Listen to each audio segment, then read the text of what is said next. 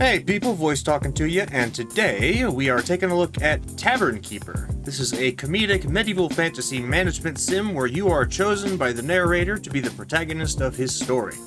Apparently his story revolves around a grimy, disreputable tavern. Now this demo was depressingly short, but if you'd like to try it out for yourself, I'll have a link for you down in the description where you can download it for free. Down there you'll also find a link to my Twitch channel in case you'd like to hang out with us when we play these games live. Now the short length of this demo made it pretty difficult for me to come to any real conclusions about the gameplay and overall experience, but I'll do my best to sum up what I know and extract some assumptions from what I saw. I do want to be transparent in that I've only played this game for less than an hour though. As you may have guessed, the primary goal of Tavern Keeper is to keep your fantasy drinking establishment running smoothly, and to use the profits to grow and expand. I didn't really get to build any new rooms onto the tavern in this demo, but the mechanics for doing so are there, so I'm assuming the player will be able to alter the layout of their tavern to build it however they want. Of course, there are a few rooms you'll need to have, like a tap room where patrons will stay and drinks will be served, a storeroom to keep your ale and produce, and a staff room, because your employees will be living at your tavern. Though each room type denotes its use, you'll still need the proper furniture for that room to be functional, as well as decorations if you don't want everyone to hate being there. In terms of furniture, you'll need tables for patrons to sit at, beds and lockers for your staff to live comfortably, pallets to store items, taps to serve from, and lots more. The majority of these items have an actual function alongside from just increasing a room's appeal. For example, lockers create a space away from customers for staff to change, and stoves provide heat that keeps staff and patrons happy when it gets cold. There's a remarkable variety to these different furniture items, and the various loose objects and decorations we have access to probably triples the amount of stuff you can place. Customizing and making the tavern your own is a big part of the gameplay, and there's a solid set of editing tools to allow the player to make things just the way they want. In a way, it sort of reminds me of the customization in Planet Zoo and Planet Coaster, where you can actually adjust things on different axes and move them in and out of each other. On top of that, it seems like players will be able to design their own tables completely from scratch. I don't know if this extends to any other furniture, but if you want a magic-themed tavern, you can make your tables out of books, catering to dwarves, stack rocks together for seats, trying to draw in the adventurous crowd, lay out some weapons and maps on your tables. There's really a surprising amount you can do in terms of customization. Setting aside the building of your tavern for a moment, let's talk about how to run it. Patrons will enter during the day and order food and drinks at either bars or tables. Food wasn't included in the demo, so don't ask me how any of that works. But in order to serve drinks, you'll need taps, kegs, and servers.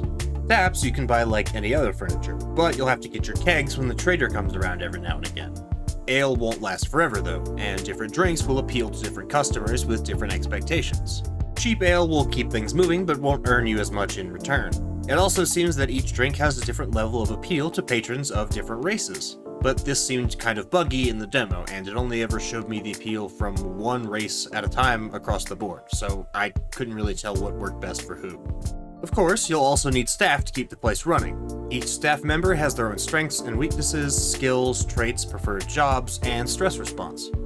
You're not going to find perfect workers, and all of them will have some traits that make them desirable, and some that might throw things off kilter.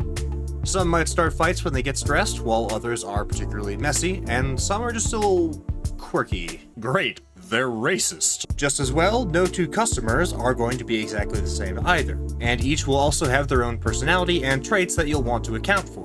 If you serve a lot of halflings, for example, you'll want to have doormats so they don't track their dirty feet in.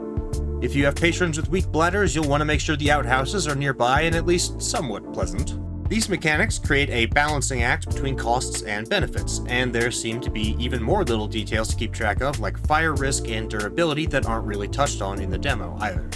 However, I didn't see a way for the player to assign jobs between staff like cleaning or serving.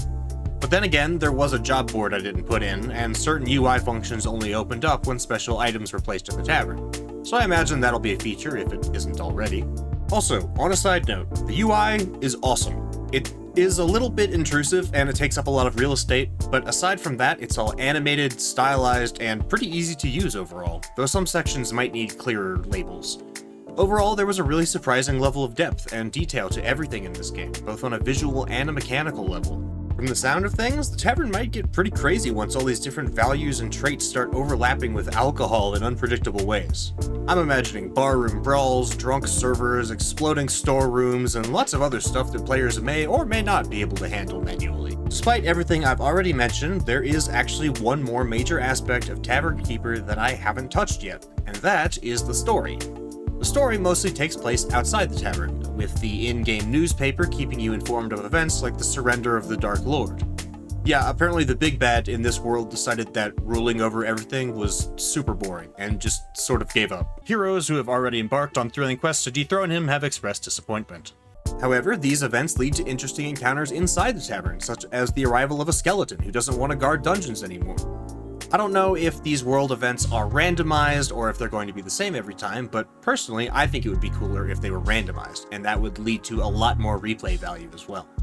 These events, called storybooks, are fully voice acted and have unique CGs with an awesome 3D effect that really makes it pop. The player gets a couple of choices with each event, leading to different outcomes and potential gains or losses for the tavern.